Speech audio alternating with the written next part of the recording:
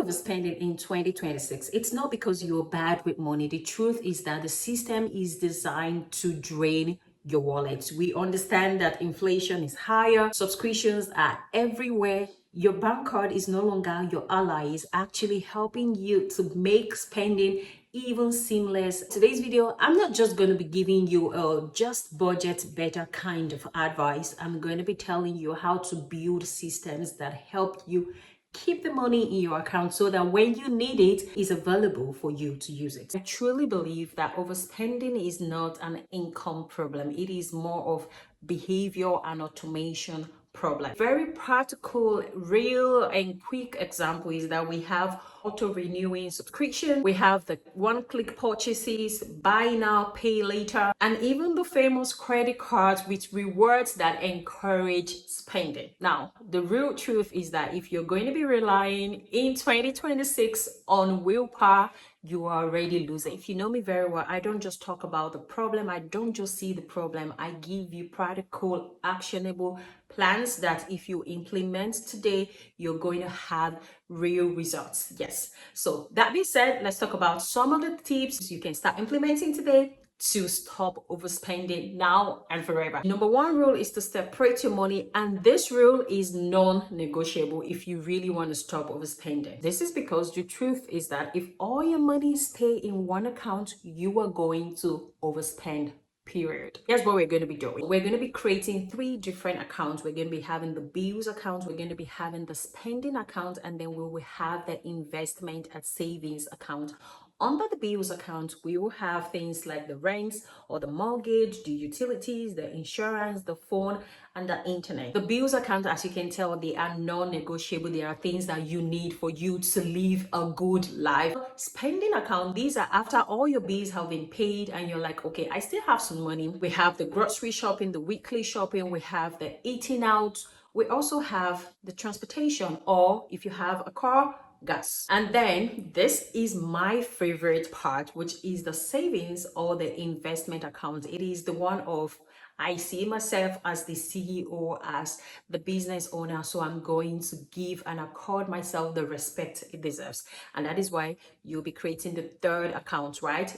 Now, under the third account, we have things for long-term investment. We have investment into your business, into stocks, into real estate. It could also be saving for emergency, which becomes your financial safety net. When life's situation comes, you're already prepared for it. Once the money in your spending account is exhausted, that is it. You're not going to be taking money from your investment account or even your bills account. The third rule is to propose in your heart by putting a hard cap on spending. The truth is that your budget fail because you're too flexible. So if you tell yourself that now I'm going to be putting 500 or 1,000 or 3,000 or whatever according to your income into the spending account, but once that money is exhausted, you're not taking money, you're not borrowing, you're not using credit card for any reason. This is what you're going to be doing. You are going to be deciding one weekly spending number. It could be that in this week I'm going to be spending $300 and do not exceed that. Now, we're not talking about monthly because it's too far. You cannot really track it and you cannot keep to it. And you can also give excuses that, oh my goodness, it's such a long time. So that is why we're using weekly. Once you've exhausted the 300, no guilt, no rush, no pressure. You're not going for shopping in any way. This works because you already tell your brain and you've already created systems to avoid friction, to prioritize yourself, and most importantly, to restrain automatic spending or emotional spending or just unnecessary indulgences. Number 4 rule, if you want to stop overspending, is to delete all the apps. You know the apps, the one of the Temu, the Shein, the Fashion Nova and all that. Yes, delete it. If you've read the book about atomic habits, one of the things it says is that once you don't see it, if you don't see the chocolate, if you don't see the things that you have less control over, that all of us, we all have less control over, once that is out of your mind, out of your sight, it takes less effort and energy for you to keep to it. And if you want to do something more, by keeping your exercise clothes or keeping your water or your medication right when you wake up, where you will always see it, you have the likelihood of staying or keeping at it. And that is why we are adopting that and incorporating it in trying to stop overspending. Just delete those apps, like delete them, so that it will take a lot of conscious effort for you to reinstall, sign in, and even try to buy. The truth is that convenience is expensive, but discipline is cheaper. At this point, if you're enjoying and finding value from this video, I'm going to be encouraging you to please click on the like button just below the title.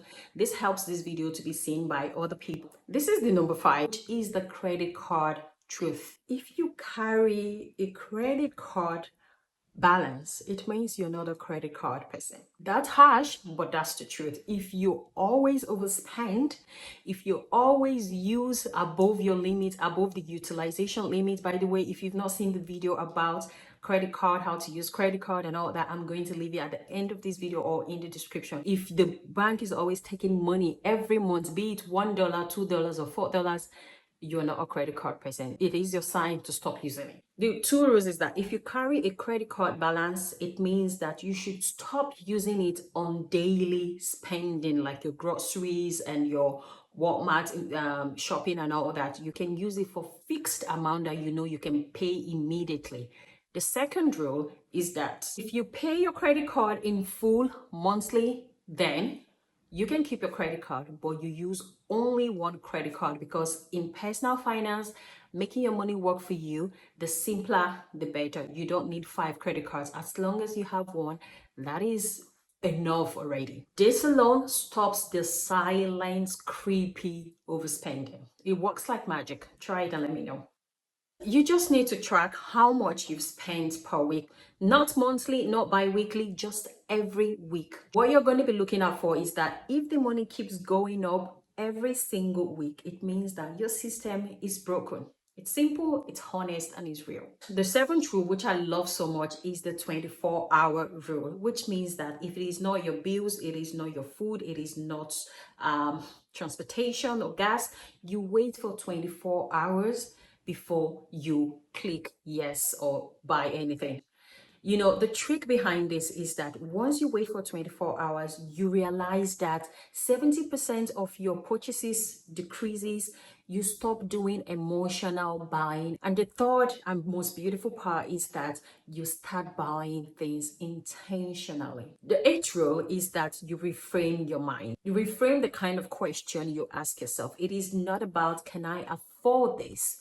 The real question is, what will this purchase delay? Will it delay my savings into my emergency fund? Will it delay my long-term investment? Will it delay the growth I'm supposed to have if I put it in the right place? Or even my peace of mind. Truth is that every dollar has a job. And if you're overspending, it means you are assigning that dollar to a very bad worker. Because money is a tool, money is a worker. You actually groom it and tell it what to do for you. If you tell the money to go into the investment, into the business, it's going to bring money, and children and grandchildren become your slaves. So overspending doesn't stop with the motivation, I'm going to do this. It stops with creating a system.